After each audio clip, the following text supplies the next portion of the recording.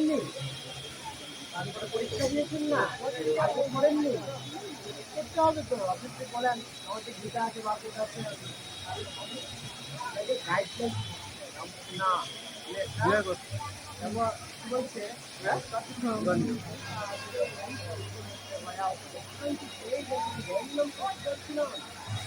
এর অর্জুন সদ্গুরু শরণাপূর্ণ হয়ে তত্ত্বজ্ঞান লাভ করেছে বিনম্র চিন্তা